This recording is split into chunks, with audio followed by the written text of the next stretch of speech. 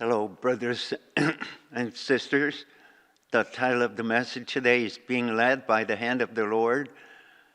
Subtitle number 5, The Marriage During the Time of Conflict. During the summer vacation, I received one telegram. The message was the sermon from the Central Committee of our denomination, which was the highest organization. I attended at that conference. There were 2 senior pastors and superintendent of our denomination, and the atmosphere was somewhat very serious. As soon as I sat down, one of the pastors said with the attitude of blaming me, "Did you say the sexual relationship before marriage is not a sin?" I answered, "I didn't say that." The dean of the theological college and the one who holds the greatest power in our denomination, Reverend An, shouted out loud, saying, "Why do you try to make excuses?" His face turned red with anger. I was really at a loss. I suddenly became cold-hearted and said, "Do as you wish." The words popped out of my mouth. I really didn't understand the reason why. I should have said, "What's the reason? Please tell me in detail, sir."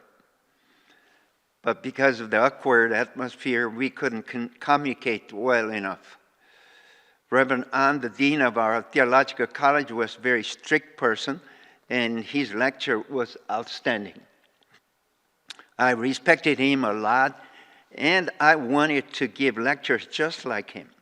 He loved me and helped me, and he spread his hand of grace and approval over me. I have never imagined that we could be involved in such kind of great conflict. Never imagined before. He was just like my father. He was just like the spiritual pillar in our denomination, the center of our theological college, and the denomination itself was himself. I could say, I felt as if the car I was riding was bumped against something hard so suddenly and abruptly. I still don't understand why such thing happened. As I entered into that room, I felt, they are trying to kick me out of their denomination. I abruptly uttered a few words and came out of that room. Reverend An was shouting at me at the back, "What do you think you are? Why are you trying to shake this denomination?" I rushed out of that place as if I was a determined person. This became the worst and tragic thing in the history of this denomination. As we were separated, both of us left the denomination. It was a fatal accident for both of us. I was only 31 years old. I thought I knew everything about the world. I thought I had studied a lot more than other people. I thought as if I knew all about life. I just studied theology for 2 years. That's all. But I thought I knew everything about life, and I thought I was a leader already. I was totally mistaken. As the dean dispatched me to a church, I thought I was a capable man who could judge everything alone and teach other people.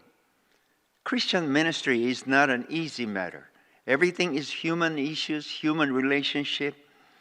Most difficult issue of all, I thought I was doing all right, but something beyond my imagination took place. As I grew up under my old father, I didn't feel distance between me and old people, so I thought I was serving leaders of our denomination so well. But suddenly one day, something beyond my imagination took place, like the thunder and lightning. I was facing leadership of our denomination as if I was ready to fight against them.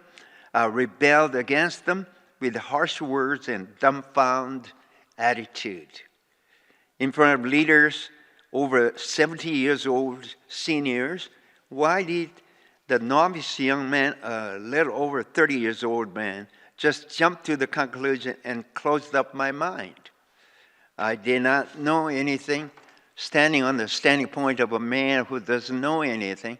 Quietly, I should have asked why. Maybe seniors could have calmed down, but judged too quickly and not to continue communication. I closed the door abruptly. A gentle answer turns away wrath, but a harsh word stirs up anger. Proverbs chapter 15, verse 1. But I was pouring oil to the burning furnace. They already made a decision and called me, so I wonder I could calm those leaders, but I was responding too abruptly anyway. Even today, such kind of thing causes problems without listening to other people's words carefully, just jumping to the conclusion in a foolish thing. I make that kind of mistake even these days. It is very basic that we listen to other people's words carefully and in a prudent way. We already know that, but we sometimes have too much hot temper. As I look back, I think I could have solved the problem with enough communication. But it was inevitable for me. My dimension was so shallow, I couldn't help it. If I continued to make that kind of mistake, I could have committed same regretful mistakes. That was my weak point, and it'll follow me rest of my life. I was too young to control myself well enough. I always envy those people who listen to other people's words carefully and in a prudent way. Maybe I'm dull, but if we talk slowly and give answers later,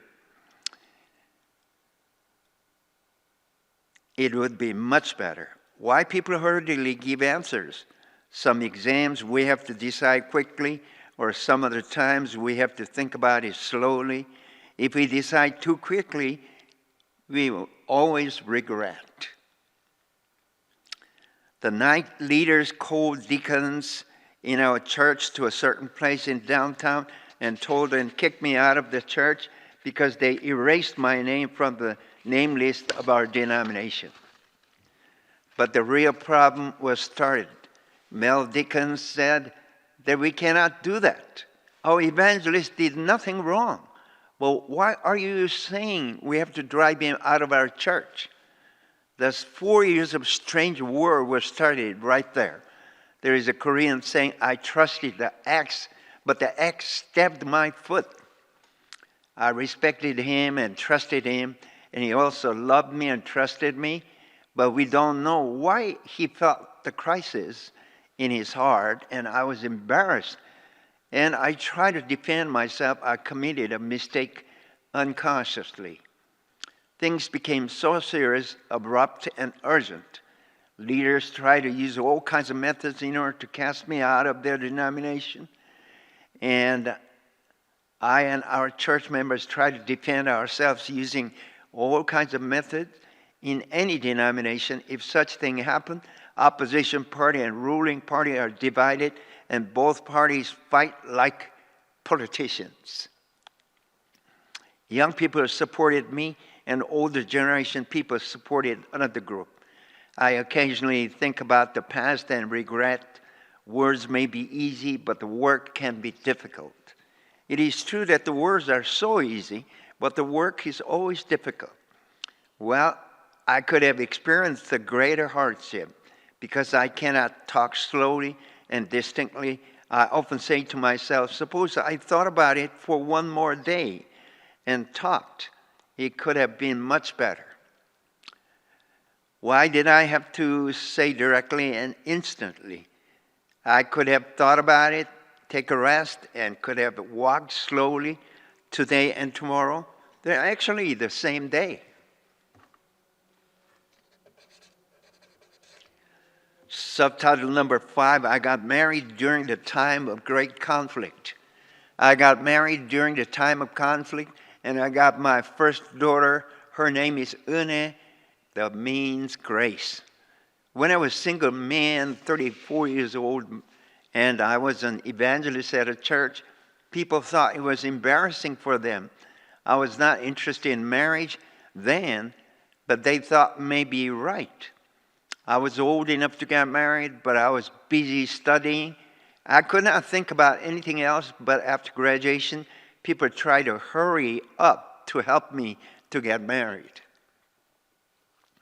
I thought about marriage like a story from a distant country so far away. And I thought it was just other people's story, but not my own story seriously. The people around me worried about my marriage quietly. During the summer season that year, Reverend Hong Mok Kim said, "I think you should get married. I can introduce you a young lady." He returned to Korea from America and working at a certain denomination, brought me a picture of a lady. He worried about me another year would pass by without getting married, without making a decision. 2 months passed by and I did not hear from Reverend Kim. The deacon Jong Jin Kim, who used to attend a church in my hometown, Wando, he wanted to introduce one lady to me in Gwangju, Jeonnam province. She was the oldest daughter of a pastor in Gwangju. She majored piano in college, and she was giving piano lessons to students. As Reverend Kim did not give any notice, so I made an appointment with that lady in Gwangju. But just one day before I went down to Gwangju, Reverend Hong Mo Kim came to me and said that I had to meet the lady. I could not say I was supposed to go down to Gwangju and met the lady first time. She happened to be my present wife. She put on pink suit and she was smiling constantly. I asked her, "Why did you appear so late?" She said, "I received a picture of you from Reverend Kim, prayed to God and waited for the answer. And just recently, the God answered to my prayer and I got the assurance. That's why I came up to Seoul today." At that time, I know I have to get married. But because I had the lowest condition, I could not respond in an aggressive way. I was just pulled by the people around me. I even could not pray to God. But if people urged me to meet ladies, I just unwillingly met ladies. But she said she prayed for that man in the photo for a long time. I have nothing to say. I had a feeling as if I met a firm rock. That was my thinking that passed by quickly. I never prayed for that, but before the lady who said that she prayed and made a decision, what could I say? Anything. I was Lord's servant before God's will. I could not say no. I became tongue-tied. I don't remember what she said, but the only words that I remember was, "I prayed and I'm already determined." But I couldn't reply either. "Well, it is God's will. Let's get married right away." I could not say definitely like that. And I left that place and I was preparing to go down to Gwangju. I did not pray at all. I just wrote a letter to my friend Reverend Chung, who was a pastor in Muan area, telling I would drop by at his church, and went down to Gwangju. My mind was not ready yet. I just obeyed other people's suggestion. If they told me to meet, I met. If they told me to go, I just went. That was all.